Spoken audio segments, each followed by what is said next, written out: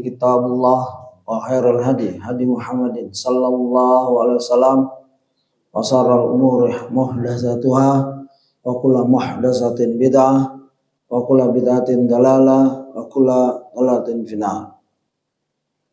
Ayo ikhwah rahimani rahimakumullah, jamaah salat subuh di Masjid Balad di Balad Residen Bojong Sari. Semoga Allah selalu memberi pertolongan kita dalam beribadah, di mana ibadah ini kadang kala terasa berat oleh hambanya, padahal ibadah kita hanya beberapa tahun dan balasannya jannah selamanya. Dan seseorang masuk jannah bukan karena amalnya, karena nikmat yang kita telah dapatkan di muka bumi ini dengan ibadah kita tidak ada apa-apanya. Sehingga dalam satu athar atau hadis ya di Minhajul Qasidin jelaskan, apakah engkau seorang hamba ingin masuk jannah dengan amalanmu atau nikmat, perhitungan nikmat? Maka seorang hamba menjawab dengan amalanku. Maka dicatatlah amalan-amalannya dan dicatat pula nikmat mata, mungkin sebelah. Semua nikmat mata itu telah menggugurkan semua amalan, tahajudnya, yang wajib, yang sunnah. Itu baru satu nikmat mata. Nah, kalau ini hadis sahih atau athar sahih selesai sudah. Siapa kita? Ya, berdiri masih bermalas-malasan, padahal nikmat mata saya belum kebayar. Ya, ada satu kisah di Saudi, yang orang kaya lalu sakit, lalu tagihannya oksigennya itu berjuta-juta, bermiliar-miliar mungkin. Lalu dia nangis. Kenapa Syekh nangis? Bukan aku tidak mampu bayar. Artinya selama ini aku tidak pernah memperhitungkan betapa banyak oksigen yang telah saya hirup dan tidak bayar. Masuk rumah sakit berapa ya kilogram oksigen, bayar semua itu. Inilah nikmat yang bagaimana kita bersyukur, bisa bersyukur, ngitung saja tidak bisa. Ya, ayatnya kita sering dengar, wa in ta'udu ni'matallah la tuhsuha. Jika engkau hitung-hitung nikmat Allah nggak sanggup, ngitungnya nggak sanggup, apalagi ngebayarnya. Inilah kita yang serba lemah. Tanpa pertolongan Allah, ya kita nggak bisa menegakkan ibadah. Walaupun hanya 2 rakaat, walaupun hanya 2 rakaat, karena setan tidak pernah diam, anak Adam, untuk menyembah Rabb-nya. Setan mencari pengikut, mencari teman di neraka, dan musuh bebuyutan anak Adam. Oleh sebab itu kita berlindung kepada Allah dari jahatnya setan dalam mengganggu sujud kita. Karena Adam sujud, iblis tidak sujud. Bukan tidak sujud pada Allah, tidak sujud pada Adam. Loh, kenapa jadi kafir? Karena perintah Allah. Jadi bukan pekerjaannya. Siapa yang merintahkan? Ya begitu. Inilah, oleh sebab itu kita belajar semua ini dalam rangka selamat dari godaan syaitan dan menapaki jejak-jejak perjalanan Rasulullah tercinta dalam berjuang, ya, menegakkan kalimat tauhid, ya, dari awal, dari sendirian, berdua, bertiga, dan sampailah kita di halaman 519, ya, dengan tema dakwah secara terang-terangan. Dakwah secara sembunyi-sembunyi telah dibahas habis, ya, bab 7 di video ke 175, 76, mungkin ini sekarang 177. Faedahnya sudah kita bacakan berkali-kali di video sebelumnya, ya, sampai 9 faedahnya, fawaidnya, itu sudah saya sarah juga sedikit tambahan, ya. Bukan artinya yang ditulis Ustadz ini tidak cukup, bukan, sudah terlalu cukup. Tapi karena kita berbentuk kelas, ya, kita boleh memberi ayat hadis yang tidak dicantumkan oleh Ustaz. Kalau saya cantumkan ayat hadis dan lain-lain, ya saya sering bilang ini mungkin bukunya 100 jilid, ya nggak mungkin itu, ya ini berbentuk rekaman saja. Baik, halaman 517. Dakwah secara terang-terangan, ya itu secara sembunyi-sembunyi mengambil beberapa halaman, ya mungkin 20 lebih. Jadi ada dua fase, ya dakwah sembunyi-sembunyi dan dakwah secara terang-terangan. Di faedah yang ke 3 halaman 514, aslinya dakwah itu terang-terangan, bukan sembunyi-sembunyi. Aslinya dakwah, aslinya ngajak orang bukan bisik-bisik, undangan. Masa antum ngajak walimah orang makan bisik-bisik, ada apa? Kecuali mungkin cuma 2 orang. Rasulullah pernah diundang makan oleh seorang yang bukan orang kaya. Ya Rasulullah, kami mengundang engkau. Ya. Lalu Rasulullah umumkan di masjid. Kaget, Rasulullah, kami mengundang engkau saja. Ya ikhwah, ini bapak ini ya, undang kita makan. Pulang buru-buru, ya jumpa istrinya panik. Kamu apa kamu yang kerjakan? Kita nggak ada apa-apa. Ini kisah masyhur ini, ya secara makna seperti itu. Panik, seorang istri panik lah. Ya mungkin punya beras cuma setengah liter, undangnya 20 orang. Ya, kalau ibu-ibu sekarang sudah ke KUA itu, ya repot. Tapi ibu-ibu zaman dulu sama, wanita juga punya perasaan, punya emosi, punya kekhawatiran, tapi dia tenang. Sudah masak saja apa adanya. Datang Rasulullah makan, mana masakan kamu ini? Jangan dibuka dulu, biar aku yang lihat. Akhirnya semua tamu masak makan, dan makanan itu tidak habis-habis, sampai semuanya kenyang. Ya, ada suatu hal yang membuat ibu itu membukanya. Setelah dibukanya ya baru terbatas. Andai kan kau buka mungkin terus nih, banyak kualinya itu isi terus. Ini mukjizat, bagian dari mukjizat yang mungkin kita hadirkan suatu saat, atau ada nanti di kitab Sirah Nabawiyah, ya mungkin ke jilid berapa, saya belum baca seluruhnya. Saya baca apa yang kita mau bahas, ya agar waktunya juga kan banyak hal. Jangan kelemahan kita baca apa yang ada di hadapan kita. Dakwah secara terang-terangan, ya begitu. Dakwah secara terangan, aslinya undangan terang-terangan, makanya nikah harus diumumkan, nggak ada nikah siri, ya gitu. Maksudnya kalau aman diumumkan, nikah itu terang-terangan. Cerai jangan dipestakan, lewatan. Kalau cerai ya, tenda besar apa cerai, ada nggak pernah dapat jalan ditutup, ada orang apa pesta perceraian, itu disambitin sama ibu-ibu. Jadi itu sifat dakwah terang-terangan. Dakwah secara sembunyi-sembunyi diliputi dengan keamanan dan ketenangan. Berbeda dengan dakwah secara terang-terangan. Nah, ini sudah dibahas di video yang lalu, di sekolahan kemarin saya bahas. Sampailah pada 519. Pelajaran kita tahapan dan permulaan dakwah secara terang-terangan. Ya, itu. Yang belum saya bacakan di video ini adalah 519. Hasil dakwah terang-terangan, Rasulullah mendakwahi dari Quraisy. Ya, Quraisy itu Fihr. Ya, Fihr, ujungnya itu Quraisy. Quraisy ya, Fihr punya anak 3, Al-Harith, ya, Ghalib dan Muharib. 3 anak. Lalu yang Fihr mempunyai anak Ghalib. Belum ada tuh yang dari Ghalib yang masuk Islam. Terus Taim, ya, dan Lu'ay. Taim belum ada, nggak ada turunan. Lu'ay punya 2 turunan. Maka Lu'ay mempunyai 2 turunan, yaitu Amr. Ya, silakan di 519. Ini agak gelap ini buat saya karena berwarna ya. Dan Ka'ab.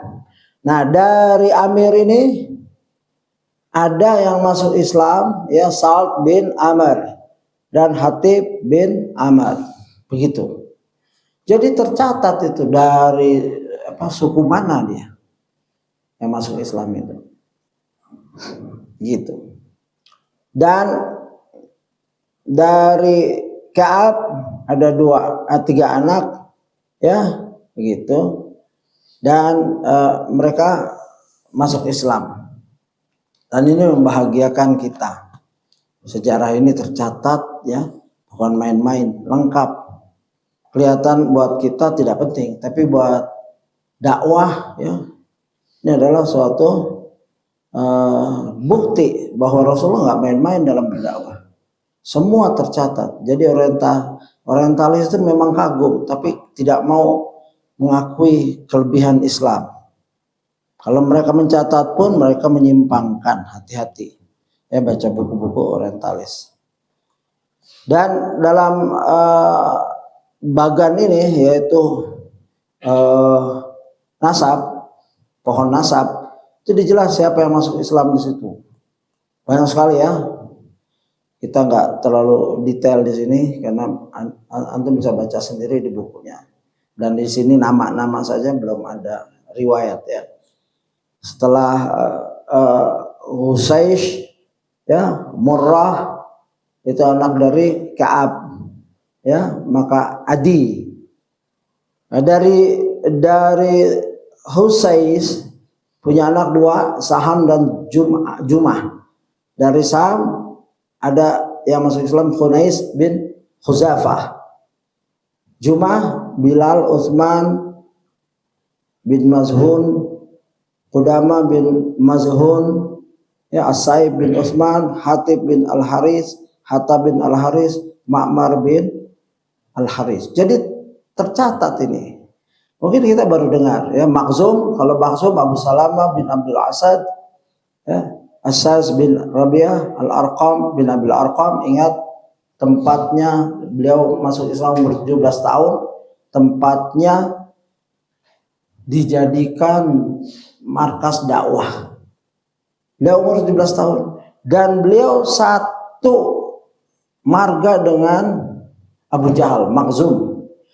Begitu strategisnya, begitu, ya, benar-benar hidayah Allah membimbing Rasulullah di mana dia bermarkas, nggak sembarangan. Beliau bermarkas di markas musuhnya. Makhzum adalah saingan Rasulullah. Rasulullah dari Bani Hashim, ya, Abu Jahal dari Makhzum. Di antara orang Bani Makhzum masuk Islam, ya, yaitu Al-Arqam bin Abil Arqam. Jadi nggak pernah curiga, ya. Kalau markas di rumah Abu Bakar, ya, bisa digerebek kapan saja. Kalau ini benar-benar strategis, tidak dipikirkan kekuatan itu datangnya dari Bani musuhnya, ya, dan Bani yang Abu Jahal ada di dalamnya. Ya, Abu Jahal ini selalu bersaing karena dia pemimpin juga, ya, satu usia dengan Rasulullah. Bahkan Rasulullah pernah ada keributan fisik, ya, ini dikutip juga oleh Sirah, sehingga Rasulullah dorong, ya, Abu Jahal kena wali yang besar yang biasa untuk ngasih makan ribuan orang, gitu. Terus Kilab tidak ada. Kilab punya dua turun, yaitu Zuhra dan Qusay. Dari Zuhra ini Sa'ad bin Abi Waqqas, Umair bin Abi Waqqas, Abdurrahman bin Auf, Al-Muttalib bin Azhar, Mas'ud bin Rabi'ah, Abdullah bin Mas'ud, Utbah bin Mas'ud. Ini yang masuk Islam. Nah, dari Adi, ya, Adi itu anak Ka'ab, ya, Sa'id bin Zaid, Umar bin Khattab, ya, Umar bin Khattab bin Adi, begitu. Ya, Iyas bin Al-Bukair, Aqil bin Al-Bukair, Amir bin Al-Bukair, Waqid bin Abdullah, Amir bin Rabi'ah, Nuaim bin Abdullah. Jadi mereka kalau jumpa orang, siapa nama kamu? Fulan bin, oh, kamu satu kakek di yang segit. Begitu orang Arab enaknya, duduk ngopi bareng. Ya, kalau orang kita kan enggak. Siapa nama kamu? Fulan bin, udah itu aja. Bapak saya doang, kakek saya nggak ketemu. Nggak harus ketemu. Mereka nggak ketemu tapi dicatat, dihafal. Kekuatan orang Arab mencatat dengan hafalan, ya, baik syair, nama, nasab, gitu. Ya, saya punya teman, mungkin beliau suka lihat, beliau ya dapat warisan dari Yaman, tapi dari masih proses tanah kakek-kakeknya dibeli oleh Saudi untuk minyak. Ya mungkin ya itu, ini duit dia, kalau 1 meternya 100, dia mungkin dapat sekitar 2,5 triliun. Ya, dia yang ngurus surat-surat di tangan dia. Teman saya di Perth, di Melbourne, di Perth, di Australia. Bang, kamu kalau dapat kaya ya, ya triliun jatuhnya, karena tanahnya luas, tanah kakeknya di Yaman, gitu. Dan dia hafal turunan dia. Saya tanya, untuk satu marga dengan Ustadz Fulan, dia dapat nggak? Itu lain di kakeknya, ini kakek yang begitu. Oh itu bukan, walaupun marganya sama. Ya, itu kelebihan mereka.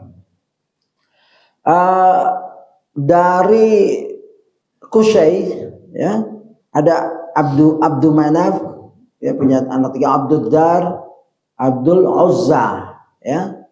Dari Abdul Uzza ada yang masuk Islam, yaitu Az-Zubair bin Al-Awwam. Ini terkenal, masih muda masuk Islam, sekitar 15 tahunan. Ya. Nah, dari Abdul Syam, ini namanya banyak yang syirik, ya, Abdul Syam, Abdul Uzza. Dari Abdul Manaf, nah ini. Dari Abdul Manaf itu punya anak Naufal, Abdul Syam, Abdul Al-Muttalib, dan Hashim. Beda ya, Abdul Muttalib dengan Al-Muttalib. Ini kakek Nabi lagi. Abdul Syam, Khalid bin Said, Amr bin Said, Utsman bin Affan, Abu Huzaifah bin Utbah, Abdullah bin Jahsy, Abu Ahmad bin Jahs. Yaitu Hashim, nah ini baru dari Hashim, Ali bin Abi Thalib, Ja'far bin Abu Thalib, Hamzah bin Abdul Thalib, Muttalib, ya, Zaid bin Harithah. Zaid bin Harithah itu dari Hashim juga. Siapa Zaid bin Harithah? Anak budak yang dibeli oleh pamannya Khadijah 400 dinar, lalu dikasih Khadijah kasih Nabi Muhammad SAW, kalau nggak salah seperti itu. Itu namanya Zaid bin Harithah. Ada 2, Zaid bin Harithah, Zaid bin Thabit. Zaid bin Thabit orang yang diperintah belajar bahasa asing oleh Rasulullah karena cerdas. Nah, dari Abdul Uzza, Az-Zubair bin Awam sudah. Nah, gitu. Nah, itu sampai situ. Kalau Rasulullah kan nggak ditulis, karena Rasulullah yang membawa Islam, begitu. Dari Bani Hashim, ya. Hashim itu kakeknya Nabi, ya. Abdul Sam, Abdul Muttalib, Hashim, begitu. Ali bin Abi Thalib. Baik, ini adalah yang ditulis oleh Ustadz, tapi tidak ada ringkas sejarahnya. Ini cuma bagan. Perlu buat dai, ya, yang cinta sirah Nabi, kalau mau dicetak, ya boleh kasih di rumah, di kamar tidur. Ya, saya berusaha kayak gitu. Kalau di Saudi mungkin ada bagan-bagan ini agar anak kita kenal. Ya kita nggak kenal bapak kita nggak apa-apa, tapi kenal Rasulullah sampai, ya, fikir, ya, gitu. Jadi kalau bahasa sejarah langsung terpetakan. Oh, ada sejarah nyebutin, oh itu kakeknya ini tuh, gitu. Nyambung ke Nabi itu, gitu. Baik, halaman 520. Kita masuk ke halaman 250. Ini materi kita, ya, yang insya Allah akan kita teruskan dari video-video lalu. Ini video 177 kalau nggak salah. Tahapan dan permulaan dakwah secara terang-terangan. Semua ada tahapan. Dakwah sembunyi-sembunyi 3 tahun, dakwah terang-terangan ya setelah 3 tahun dari kenabian. Berarti Nabi sudah mulai usia 43 tahun baru perintahnya dakwah terang-terangan. Kita telah menyebutkan fase awal dakwah Rasulullah SAW yang dilakukan secara sembunyi-sembunyi di kota Mekah. Ini halaman 520. Pada periode tersebut, yaitu sekitar 3 tahun ya. Nah ini dia. Ya lamanya disebutkan bahwa di akhir dakwah Syria diam-diam ada sekitar 50 sampai 60 orang ya yang masuk Islam. 3 tahun bagi 60, sebulan berapa? 3 tahun bagi 60 berapa tuh? Ada yang cepat itu kan ya? 3 tahun sebulan berapa dia? Beliau berhasil. Nggak banyak kan? Coba 3 tahun bagi 60, sebulan berapa orang? Gitu. Kalau difuluskan cepatnya. Ya, udah dapat? Sebulan berapa orang? Hah? Ya, 1,6 orang. 2 juga enggak kan? Ya, 1,6. Ya, mungkin kita genapkan jadi 2 ya. Jadi sebulan 2 orang kan? Jadi nggak mudah. Ya. Alat komunikasi masih, dan ini masih sembunyi-sembunyi. Tapi sembunyi-sembunyi Rasulullah, ya madaunya Abu Bakar aktif. Begitu dia masuk Islam, dia cari yang lain, dapat 5. Ya, yang 5 ini nyari lagi, ya Utsman nyari lagi, begitu. Ini benar-benar MLM ya gayanya Rasulullah. Jadi jangan sibuk-sibuk nih LMM, haram lagi, diharamkan oleh ulama. Karena ya apa itu namanya, downline-nya itu zalim. Ujung-ujungnya nggak jualan apa-apa, dia duduk aja nyari mangsa saja. Ya, barangnya nggak lihat tapi jual. Kalau ini dia bercabang, dapat pahala yang paling atas yaitu Rasulullah SAW. Dan setiap orang masuk Islam, Rasulullah masuk ke rekeningnya. Kalau mau bahasa ekonomi, mirip MLM. Ya, dan ini lebih dahsyat. Ya, Allah yang langsung ya menciptakan sistem ini dan Rasulullah menjalankan. Abu Bakar masuk di dalam semua. Ya, begitu. Sampailah 60 orang ini, yaitu, nah ini footnote-nya coba lihat tuh. Ya, nggak tahu-tahu ya, alhamdulillah ini saya senang kisah ini saya baru dapatkan begitu telitinya ya, maksudnya penulis mencantumkan namanya. 1, ya ini catatan kakinya di 32, kita lihat, berhenti sejenak. Di antaranya adalah yaitu selain dari para sahabat yang telah disebutkan di atas. 1, Abu Ubaidah bin Al-Jarrah. Nama beliau adalah Amir bin Abdullah bin Al-Jarrah bin Hilal bin Uhaib dan bin Dabbah bin Al-Haris bin Fihr. Nah, sampaikan ke Fihr. Al-Haris punya anak 3, diantaranya ya Al-Haris, ya Fihr punya anak 3, Al-Haris dan yang lain tadi. 2, Abu Salamah, nama beliau adalah Abdullah bin Abdul Asad bin Hilal bin Abdullah bin Umar bin Makhzum. Ini Bani Makhzum, baninya Abu Jahal. Bin Yakzah bin Murrah bin Ka'ab bin Lu'ay. Ya, bertemu tuh di Lu'ay. Al-Arqam bin Abil Arqam, nama beliau adalah Abdul Manaf. Ya, ini Abdul Manaf ya. Bin Asad bin Abdullah bin Umar bin Makhzum lagi. Bin Yakzah bin Murrah bin Luhai. Jadi apa? Karena ini Bani Makhzum, enggan Abu Jahal ngebrak-abrik rumahnya. Nah, itu ya, kabilah kita itu nggak usah dicurigai. Apalagi anak muda umur 17 tahun. Inilah manfaatnya anak muda dalam pergerakan dakwah Rasulullah SAW. Baik sembunyi-sembunyi dan terang-terangan. Nggak dicurigai. Utsman bin Mahzun. Nama beliau adalah Utsman bin Mahzun bin Habib bin Wahab, Uzaifah bin Jumah bin Amr bin Husays bin Ka'ab bin Luhai. Tuh, mentoknya di Luhai.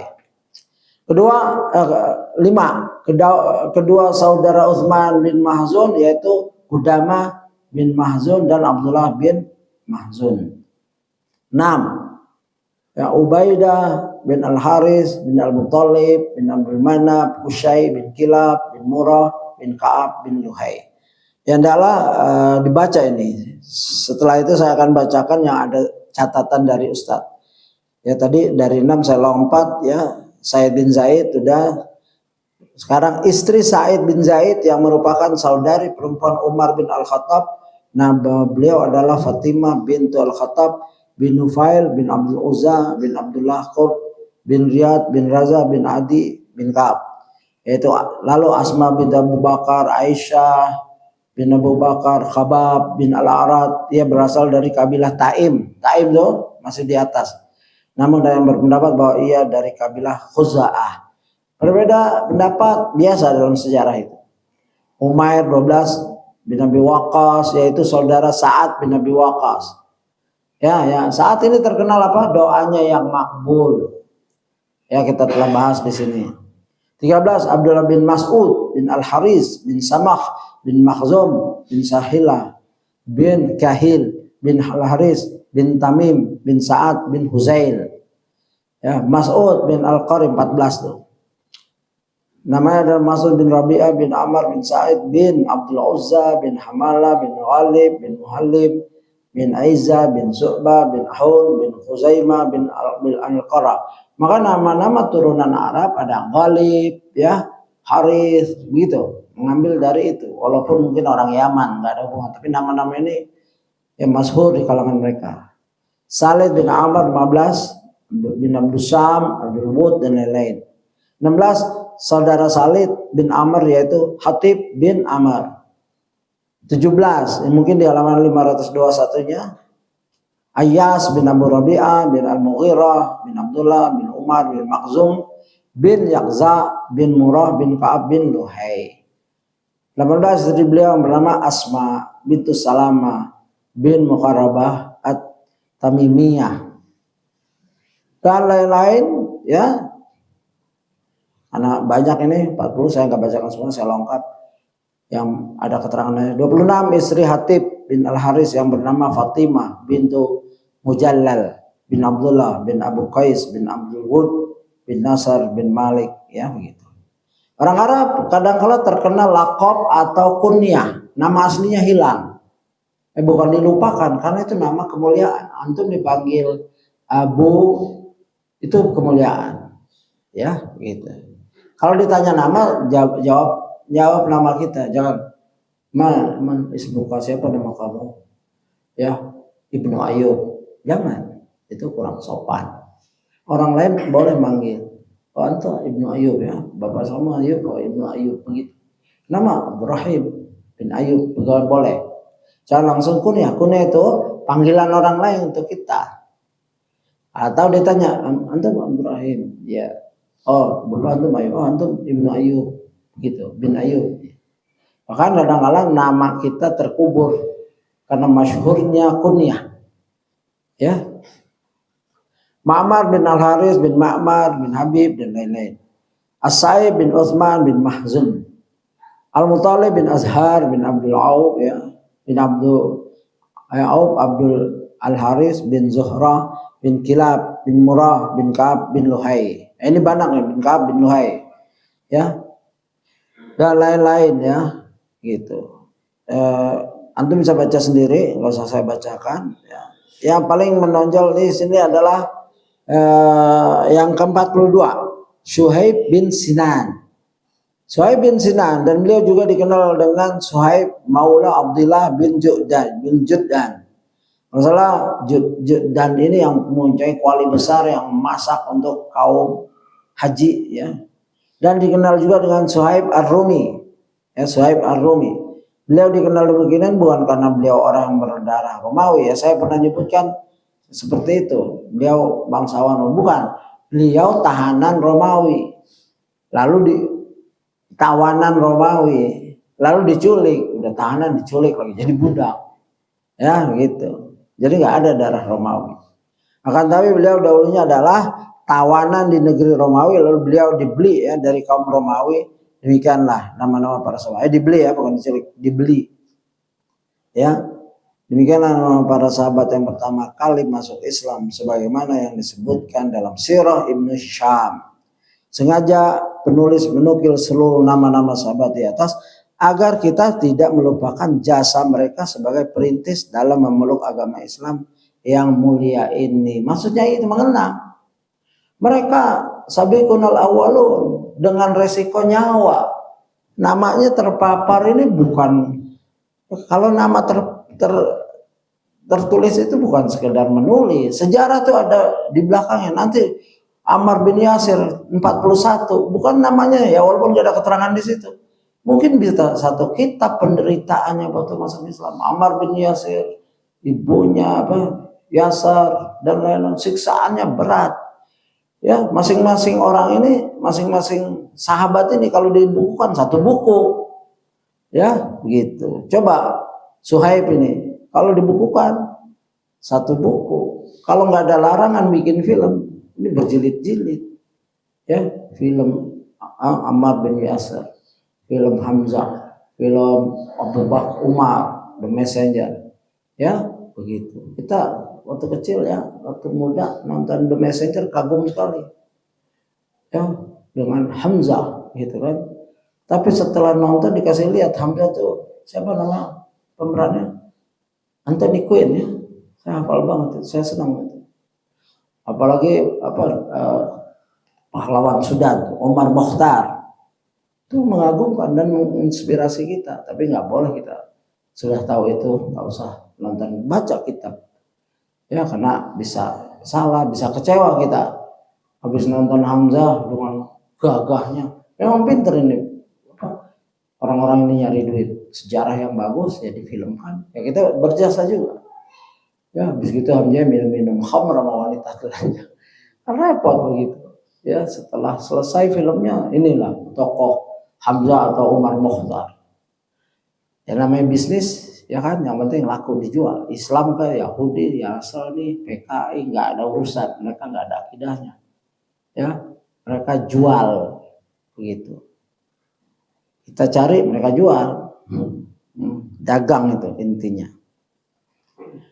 Nah, dari penjelasan tadi, maka dapatlah kita bayangkan betapa Rasulullah itu sabar dalam berdakwah.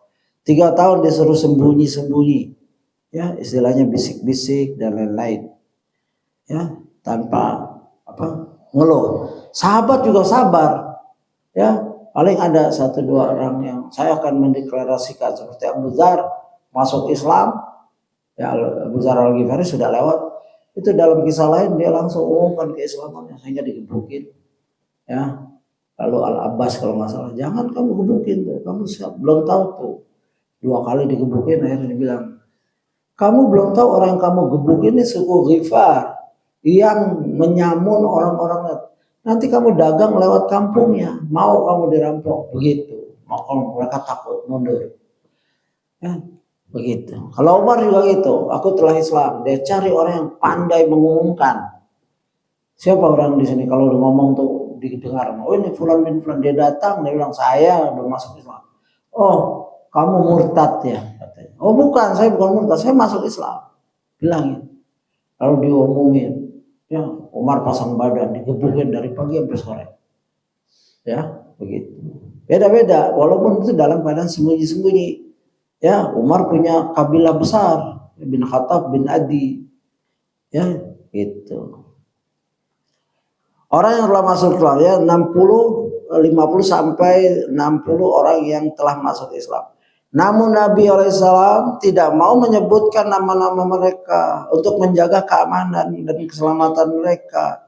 Karena di antara mereka ada orang miskin yang jika ketahuan maka mereka akan dimusuhi. Ini sifat peperangan ya, ini perang nih, psycho war nih, perang kejiwaan. Ya, kalau ditangkap misalkan Bilal ditangkap, disiksa, bisa-bisa siapa yang masuk Islam lagi? Dalam perjuangan kemerdekaan Indonesia, kalau pemuda mujahid, pemuda kemerdekaan ditangkap tuh disiksa benar. Kamu dari batalion apa, berapa jumlah kekuatannya, disiksa. Sampai ada orang Belanda sendiri yang cerita, ya di negaranya udah tua, saya melihat satu pahlawan Indonesia digantung kakinya di atas, kepala di bawah. Ditanya namanya nggak jawab. Namanya bukan nama jenderal pimpinannya. Akhirnya dilepas. Kepalanya retak ya, ditaruh, masih bisa ngomong, ditarik lagi. Siapa nama kamu, apa pangkat kamu? Nggak jawab, dilepas lagi. Itu orang ini yang cerita menyaksikan sampai nggak kuat, ya otaknya berburai. Ya begitulah perjuangan, ya itu jauh dari zaman Nabi. Tapi ada pemuda Muslim sekuat itu. Kita belum tentu mampu kalau dapat siksaan seperti itu. Ya naudzubillah, semoga Allah menghindari kita dari cobaan yang kita tidak mampu. Nah sahabat juga gitu, ya menjaga rahasia. Rasulullah jangan sebut ya. Orang yang telah masuk Islam, namun Nabi SAW, Nabi itu memikirkan umatnya, bukan dirinya sendiri. Kalau dirinya sendiri ya beliau juga diintimidasi. Ya, tapi Nabi backingnya adalah Abdul Muthalib tuh, rajanya di situ, walaupun tidak resmi menjabat sebagai raja, itu dihormati sekali. Ya, Abraha jauh-jauh dari Yaman mencari Abdul Muthalib. Ya, dialog, saya hormat sekali sama kamu, tapi saya kecewa setelah kamu datang menjumpai saya nyari ontak kamu, bukan ngomong tentang Ka'bah yang saya mau hancurkan. Kecewa sekali.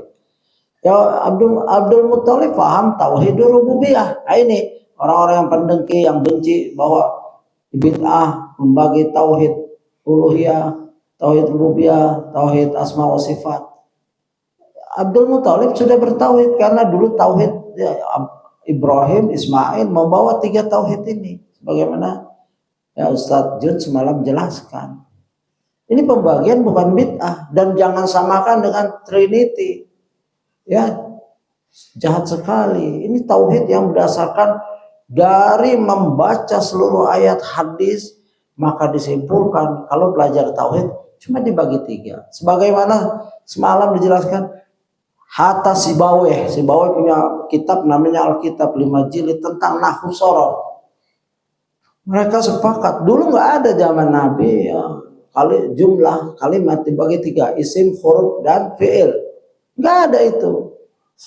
Orang awam, ajami kayak kita ingin belajar bahasa Arab. Orang Arab yang ahli-ahli merumuskan. Sahabat nggak tahu, nggak ada tauhid apa, uluhiyah, tauhid apa, nggak ada sahabat memang. Tapi ini adalah ijtihad para ulama, dan bahkan ada kitab paling tua telah membagi kitab tauhid, ya, pelajaran tauhid menjadi 3. Tauhid uluhiyah, ubudiyah, asma wa sifat. Rububiyah tentang Allah sebagai Rabb, pencipta, pemberi rezeki, pengatur, ya, pemberi hukum. Uluhiyah, Rabb Allah sebagai yang disembah.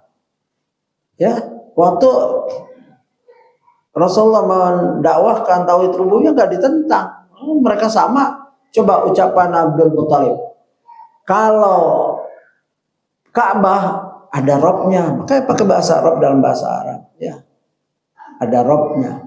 Kalau onta, Robnya saya, bukan Tuhannya, pemiliknya saya itu. Saya ngurus punya saya saja. Kalau Ka'bah ini biar Allah yang ngurus, itu Robnya Ka'bah. Makanya ada sumpah, kustu bi rabbil Ka'bah. Dulu kustu bil Ka'bah. Aku bersumpah dengan Ka'bah. Ini syirik, dirubah sama Rasulullah. Jangan, kalau mau bersumpah atas nama Ka'bah, aku bersumpah atas Robnya pemilik Ka'bah. Begitu. Tauhid ada, rububiyah. Jadi orang-orang yang menyatakan, apaan kok orang jahiliyah paham tauhid? Tauhid rububiyah. Orang jahiliyah menyembah Hubal, Lata, Uzza, dia tahu ini Hubal yang pahat kok. Masa menciptakan langit dan bumi? Enggak ada. Ya, kalau orang sekarang nyembah patung, mungkin masih percaya patung ini yang menciptakan, yang menjadikan alam semesta. Mungkin ada orang jahil banget. Kalau orang Arab itu sebagai wasilah.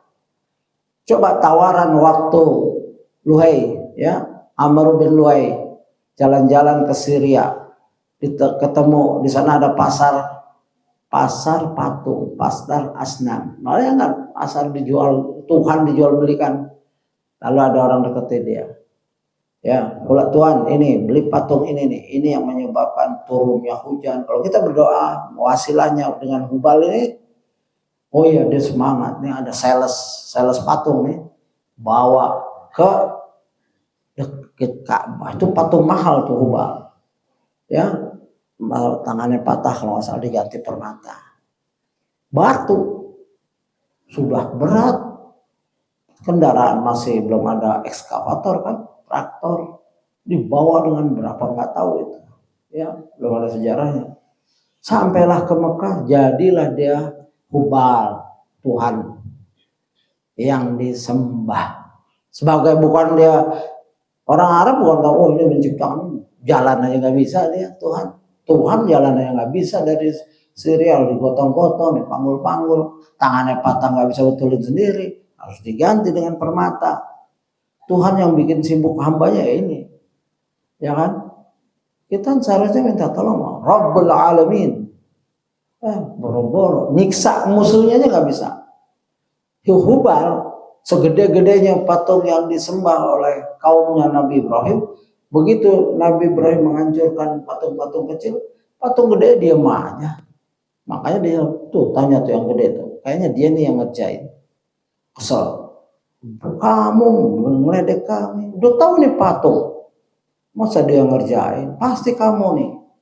Lah sudah tahu, ngomong aja nggak bisa. Kenapa kamu sembah? Ini logika yang sudah mentok, asli, jenius, hidayah dari Allah. Ya begitulah. Kisah sedikit kita menyimpang. Ya. Jadi Rasulullah itu bersifat ke depan, jauh ke depan. Ya. Kalau saya umumkan orang-orang ini dicatat, disiksa satu-satu, diculik, dibunuh. Ya Rasulullah aja mau dibunuh, apalagi orang-orang ini, apalagi yang lemah, yang gak ada backup, backingan, ya. Rasulullah menjaga ya keselamatan mereka. Ada kisah di sini panjang di halaman berapa itu? Nama kita udah dapatkan, silakan nanti mungkin kalau ada waktu kita cari biografinya. Itu makan waktu lama itu. Insya Allah saya akan berusaha pelan-pelan. Di halaman 522 mereka tadi keselamatan mereka itulah ya begitu. Rasulullah memikirkan ya umatnya ya, telah masuk Islam. Namun Nabi SAW tidak mau menyebutkan nama-nama mereka untuk menjaga keamanan dan keselamatan mereka. Ini termasuk faedah yang menjaga nyawa dalam kita beribadah, kerja, ya, safety first, ya gitu. Keselamatan pertama. Kalau di tempat kerja-kerjaan selalu dibilang safety first, keselamatan nomor 1, ya.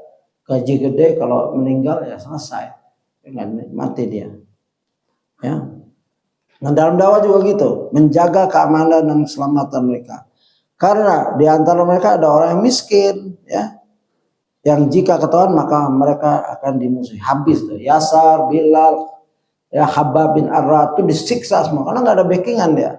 Kalau Umar backingannya kaumnya Adi kuat, Abu Zar ada backingannya, walaupun tempat begal punya kekuatan. Ya, belum ada haram halal pada saat itu buat Abu Zar dan kaumnya.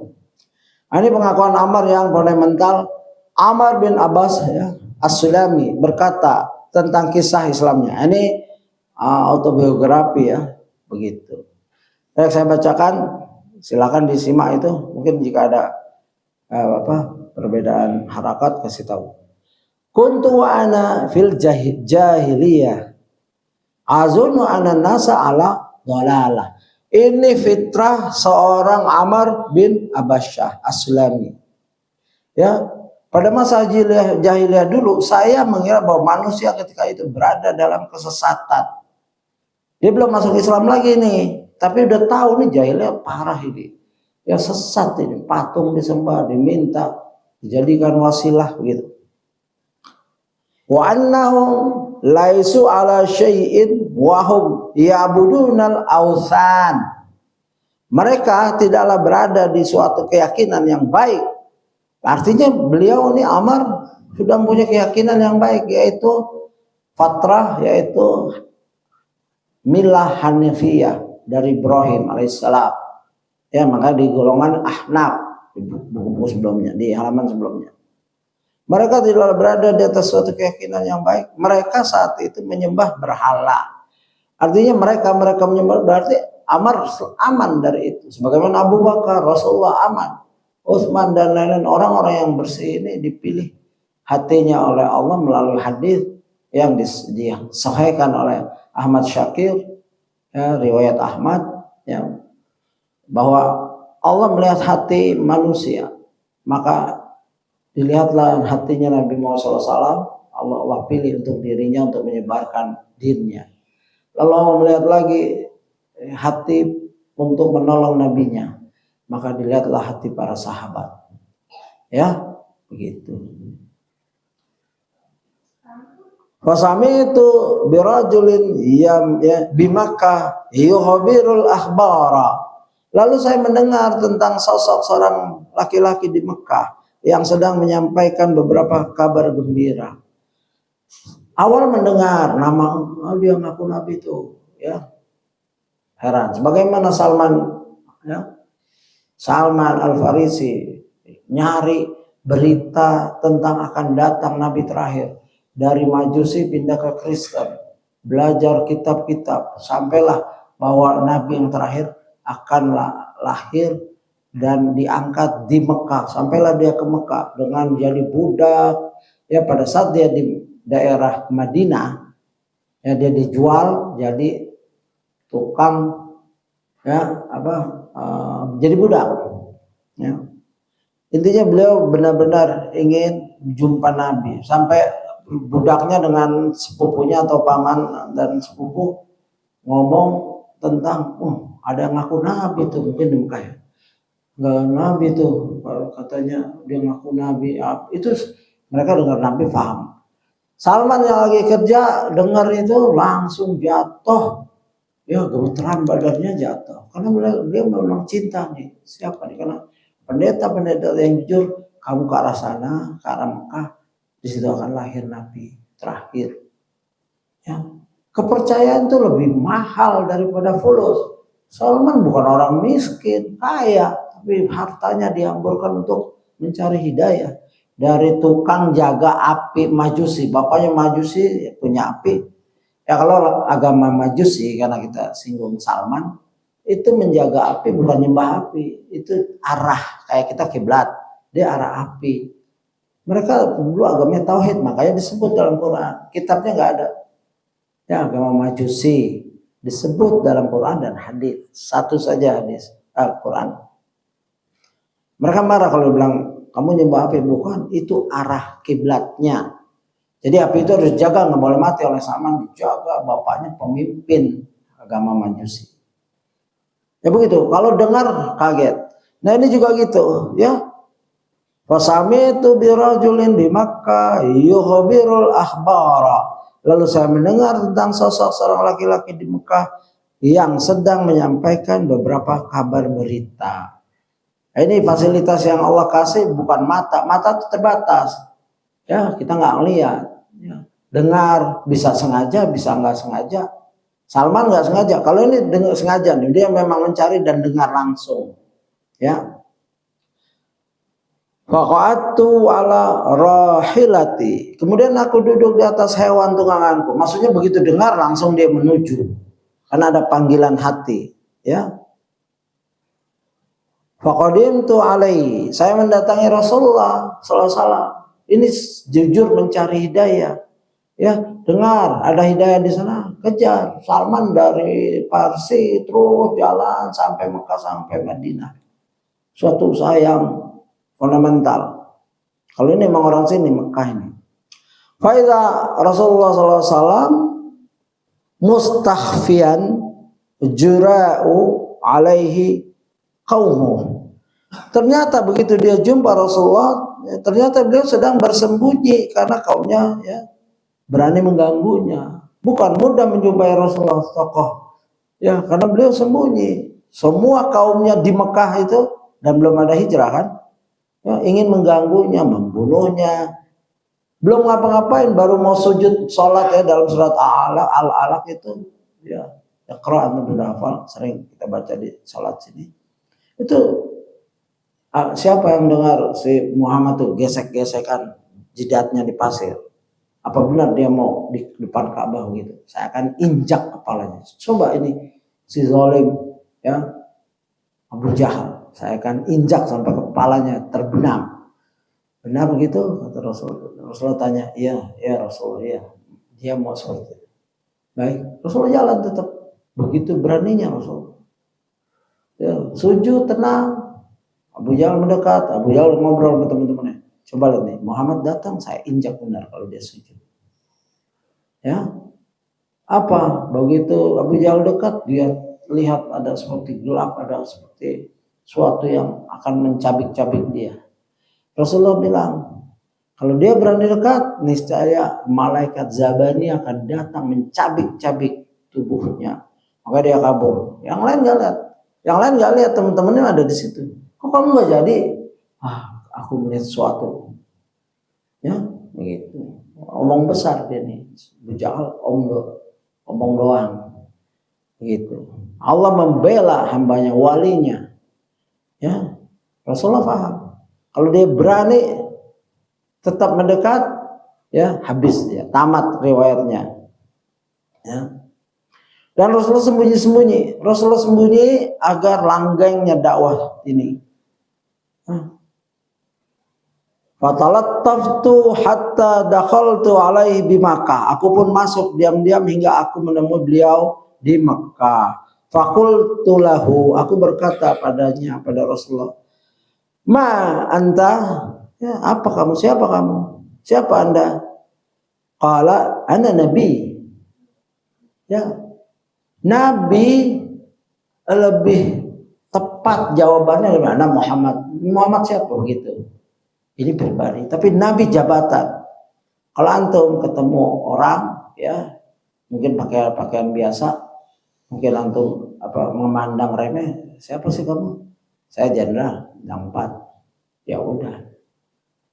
Kalau antum bintang 5, ya oke lah, masih dihormati. Kalau antum kopral, ya prajurit biasa pasti enggak dengar saya jenderal. Bukan namanya begitu. Nah, ini jabatan yang dijawab. Faqaltu ma anta? Qala ana nabi. Zaman itu enggak paham, sekelas Amr enggak paham. Faqultu lahu, ya, ma anta? Qala ana nabi. Qala ya ana nabi. Faqultu, maka aku berkata lagi si Amr nih, wa ma nabi? Apa itu nabi? Ya. Qala arsalani Allahu. Nabi itu Allah mengutusku. Mulai ini konsep ketuhanan langsung masuk kepada mad'u yang baru, kenalan. Ya. Rasul enggak basa-basi doang, saya dari ini juga. Enggak, langsung saya nabi. Apa itu nabi? Pasti dia enggak tahu kan? Dia nanya lagi, apa itu nabi? Allah mengutusku. Ya, jadi pekerjaannya, pertama namanya, kedua pekerjaannya, ya. Arsalani Allah, ya. Ini enggak ada penjelasan siapa itu Allah, enggak udah paham, orang Quraisy itu udah paham Allah. Makanya mereka enggak mau bersyahadat, ya. Orang Quraisy enggak mau bersyahadat padahal itu bahasa Arab melotok. Ya, dan lain-lain. Mereka tahu banget konsekuensinya. Ya, nggak mau dia ngomong asyhadu alla ilaha illallah. Karena itu naik saksi. Ya, aku bersaksi bahwa tidak ada ilah yang berhak disembah selain Allah. Bukan tidak ada Tuhan selain Allah, banyak Tuhan-Tuhan selain Allah yang disembah oleh mereka. Hubal, dukun. Maka terjemahan yang paling tepat adalah la ma'budu bihaqqin illallah. Ya, begitu. Dia enggak bertanya Allah, ya.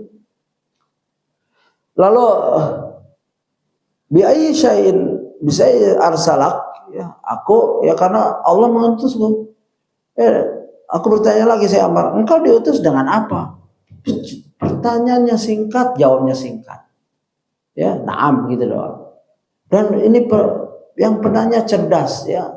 Seperti bagaimana Heraklius cerdas.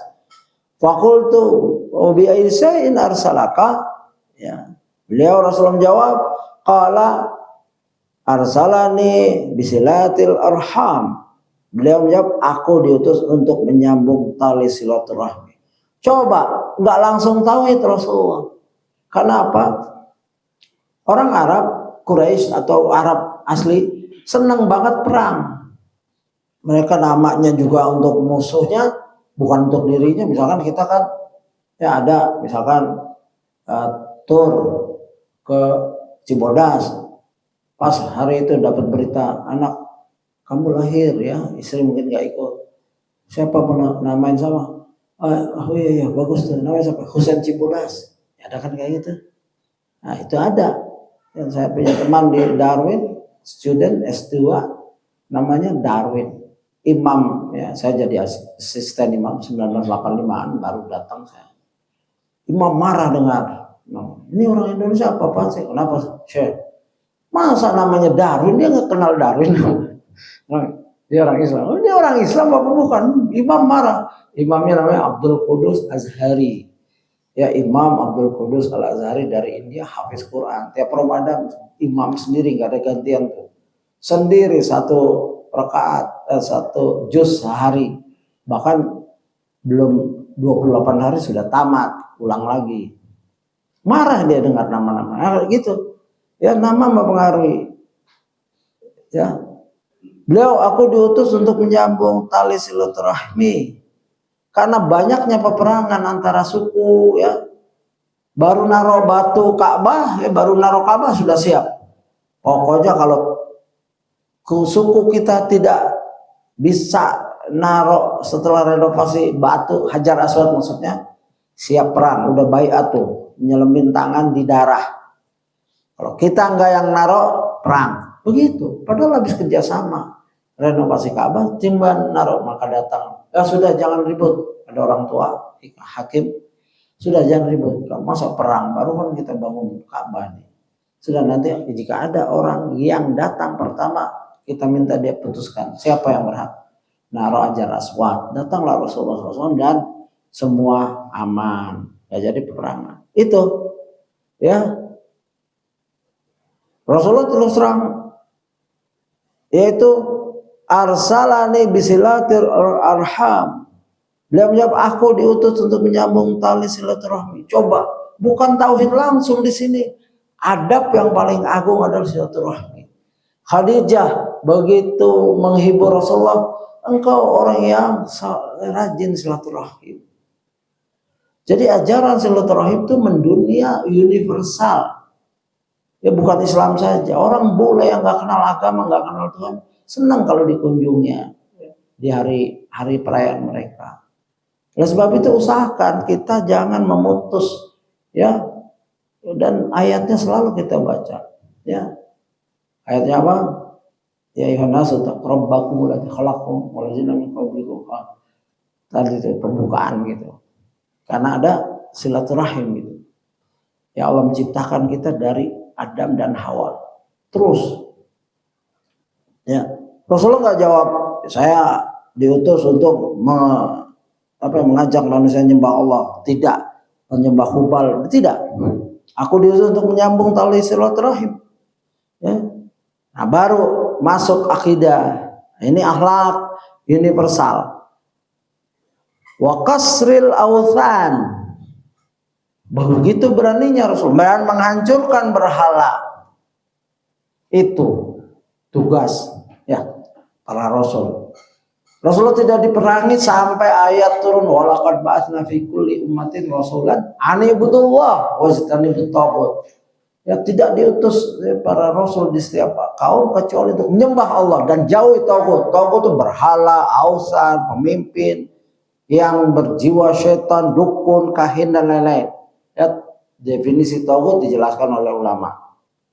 Baru ini, ya, wa kasril ausan, menghancurkan berhala. Dan Isa alaihissalam nanti turun dalam rangka menghancurkan berhala-berhala berbentuk salib. Salib akan dihancur, babi dibunuh, menghapus pajak. Ya, jadi kalau bisa jangan kerja di pajak. Ya, sampai jumpa Nabi Isa. Siapa kamu? Pegawai pajak. Ya, tanggung jawab sendiri. Kalau umurnya panjang sampai ketemu Nabi Isa, ya jadi musuhnya Nabi Isa itu alaihissalam, naudzubillah. Ya, jauh itu. Ya. Wa yuhad, ya, wa an yuwahhadallahu la yusrika bi syai'a. Nah ini satu, silaturahim. Dua, menghancurkan objek penyembahan. Ketiga apa ya? Menjelaskan tauhid. Bertahap sekali. Wa an yuwahhadallahu la yusraku bihi syai'a. Dan agar Allah ditauhidkan dan tidak dipersekutukan. Ini misi yang mungkin mereka belum paham. Apakah kamu cuma nyebut Ar-Rahman, Tuhan yang satu itu? Tuhan kami banyak. Ya, mereka beritu kadang-kadang pakai logika. Mereka merasa Tuhannya banyak lebih hebat dari Tuhannya Nabi Muhammad yang Ahad, yang Esa. Begitu. Kalau orang dikasih emas 2 gram asli, terus ada orang penipu 1 kilo palsu, mau 1 ton palsu, orang itu ngambil emas yang asli, begitu ya. Ini rob yang asli nih, yang ngutus Nabi nih, ya. Ayyuhadallahu la yusraka bihi syai'a. Dan agar Allah ditauhidkan dan tidak dipersekutukan, itu menyakitkan. Zalim yang paling zalim adalah menyekutukan Allah. Inna syirka la zulmun azim. Ya, dalam surat Luqman, sungguhnya syirik itu kezaliman yang paling besar. Bid'ah kezaliman setelah syirik, karena dia menentang Nabi. Seakan-akan Nabi yang Nabi nggak ngajarin kita buat. Siapa kita menandingi Nabi? Nabi tidak mengurangi dan tidak menambah dari ajaran Allah. Toto kita nambah, ngurangi. Yang disuruh nggak dikerjakan, yang nggak disuruh dikerjakan. Itu loh. Itu namanya zalim kepada Rasulullah SAW. Ya. Qultu lahu, lalu Amr berkata lagi kepada Nabi, faman ma'aka ala hadza. Lalu aku bertanya lagi, siapakah orang yang menjadi pengikut Anda dalam perkara ini, yaitu di Islam? Nah, mulai bertanya jauh, siapa? Ada nggak yang ikutin kamu? Ya, begitu. Rasulullah menjawab secara umum, ya, hurru wa abid. Seorang yang merdeka dan juga seorang budak. Baru seorang loh di sini, bukan jutaan, bukan. Sekarang kan jutaan sampai mendekati miliar. Ya Islam KTP kan, tapi Islam lah gitu, berdasarkan statistik. Ini seorang yang merdeka dan juga seorang budak. Masih nggak ada nama itu, karena masih rahasia ini. Qala wa ma'hu yauma'id Abu Bakar wa Bilal mimman amana bih. Dan bersama beliau tatkala itu Abu Bakar dan Bilal radhiyallahu anhuma dari orang-orang yang telah beriman kepada beliau. Mulai si Amr mendapatkan nama-nama ya selain ya mungkin orang merdekanya Abu Bakar, begitu. Bilal orang budak, Abu Bakar orang merdeka. Ya Bilal dimerdekakan oleh Abu Bakar orang kaya. Faqultu inni mutabbi'uka. Aku berkata pada beliau Rasulullah, aku mengikutimu, ingin masuk Islam dia. Nah ini hikmahnya Nabi, ya menjaga nyawa. Ya dalam video yang lalu saya sebutkan hadis, Allah lebih mudah kehilangan dunia ini hancur, bumi hancur daripada matinya seorang Muslim atau dibunuh ya, misalkan seorang Muslim dibunuh, itu lebih ringan, ya lebih berat ya untuk Allah daripada hancurnya dunia. Jadi harga nyawa seorang Muslim hati-hati, ya begitu. Makanya Rasulullah hati-hati ini, karena mereka udah Muslim, ya. Lalu beliau bersabda, innaka la tastati'u dzalika yaumak hadza. Ya, aku mau masuk Islam kata Amr. Rasul jawab, Rasul tidak tergesa-gesa. Jadi ini ada amalan faedah tadi. Rasulullah tidak tergesa-gesa. Rasulullah menjaga nyawa. Sesungguhnya engkau tidak mampu menjadi pengikutku pada hari sekarang ini. Enggak langsung diterima. Oh ya, Islam, sadat. Tidak. Melihat kondisinya. Oh ini orang nggak mampu nih. Kalau dia Islam, dibunuh sama kaumnya. Ya, begitu.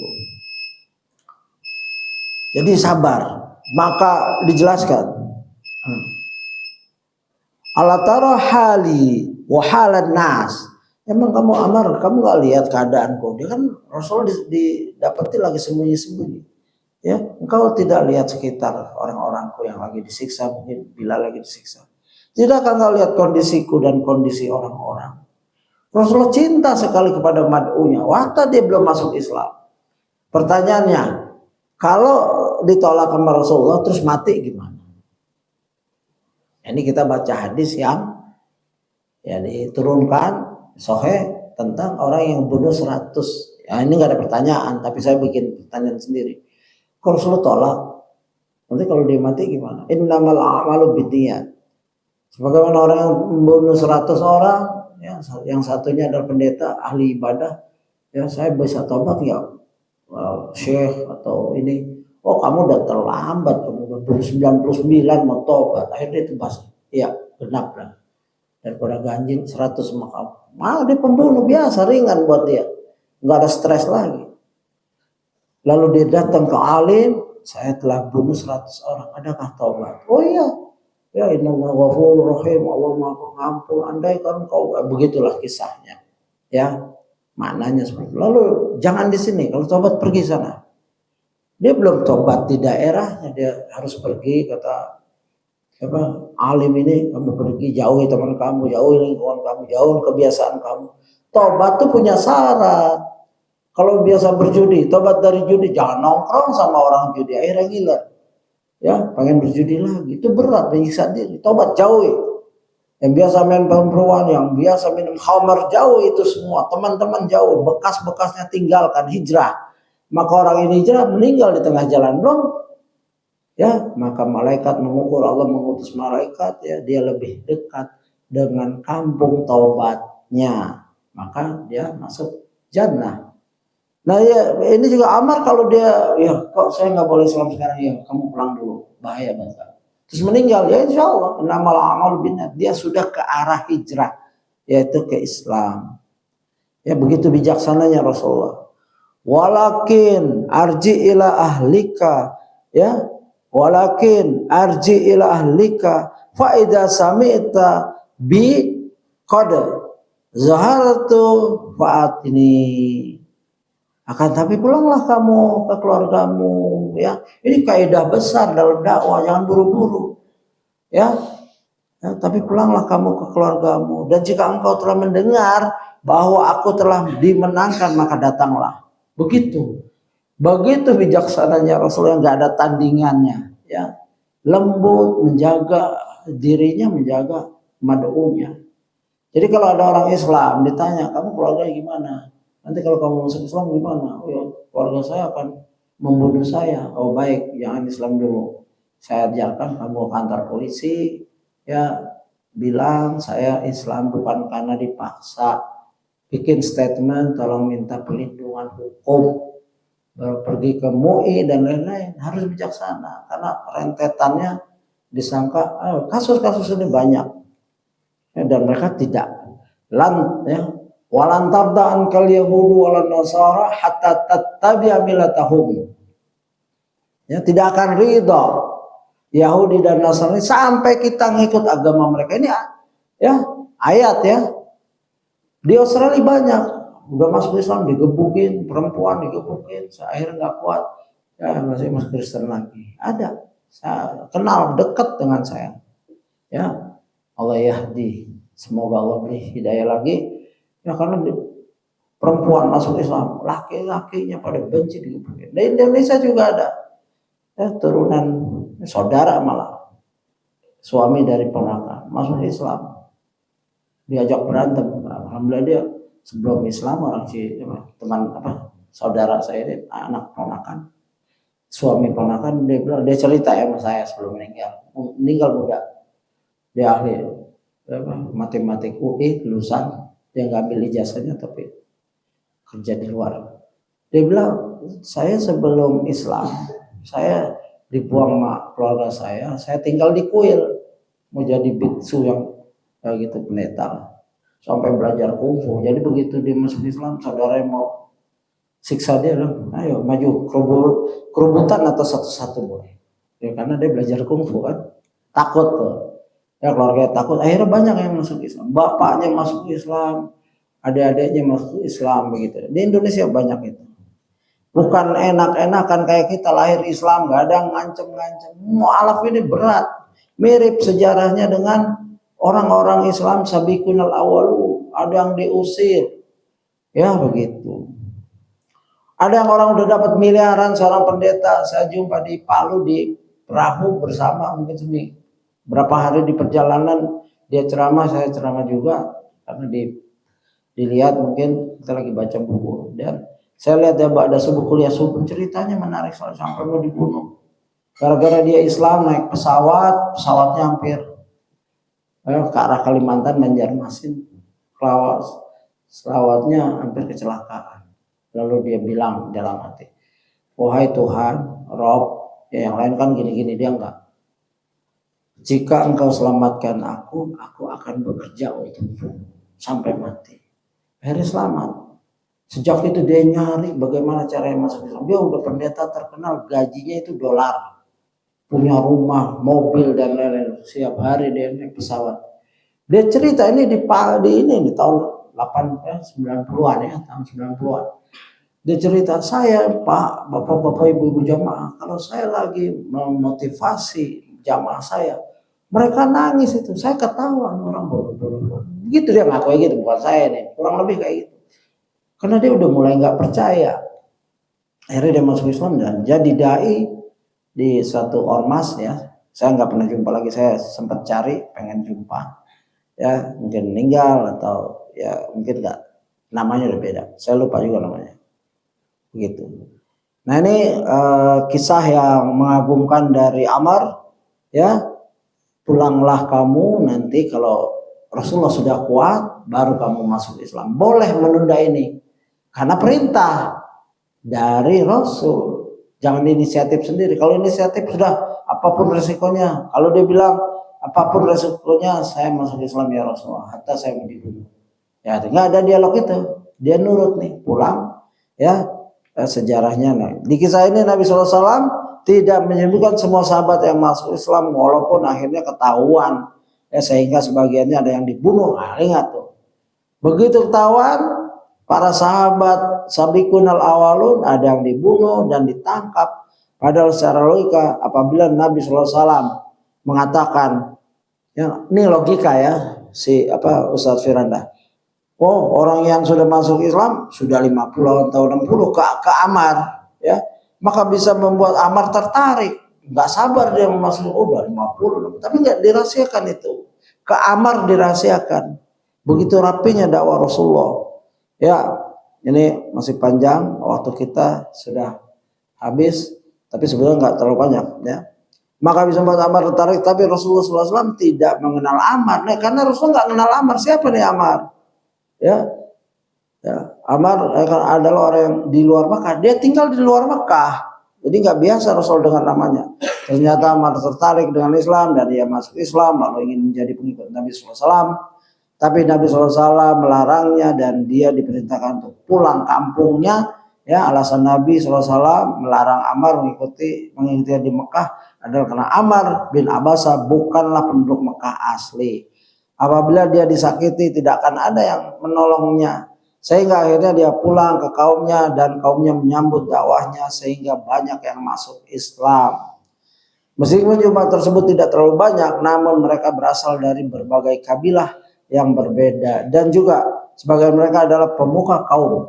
Hal ini sangat menyulitkan kaum kafir Quraisy Makkah dan jadilah pembasmian Islam dari akarnya menjadi hal yang hampir mustahil. Begitu. Dikit lagi ya sayang. Pada saat itu Allah Jalla Jalaluhu kemudian mengizinkan Rasulullah SAW untuk berdakwah secara terang-terangan. Pada awal fase ini ya, yang melakukan dakwah secara terang-terangan hanyalah Rasulullah SAW dan beberapa sahabat. Sedangkan mayoritas kaum muslimin lainnya masih berdakwah secara sembunyi-sembunyi.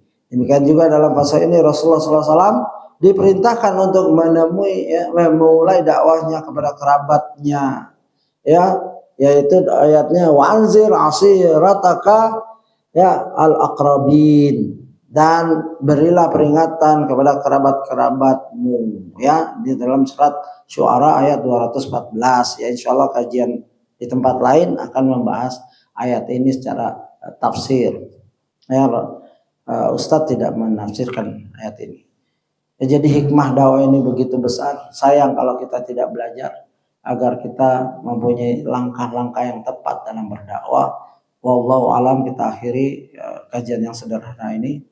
Semoga Allah ampunkan dosa kita karena ilmu yang belum kita amalkan, dan juga Allah memaafkan kesalahan-kesalahan kita dalam menyampaikan salah mungkin dari yang beliau telah takdirkan. Subhanakallahumma wa bihamdika asyhadu an la ilaha illa anta astaghfiruka wa atubu ilaik. Assalamualaikum warahmatullahi wabarakatuh.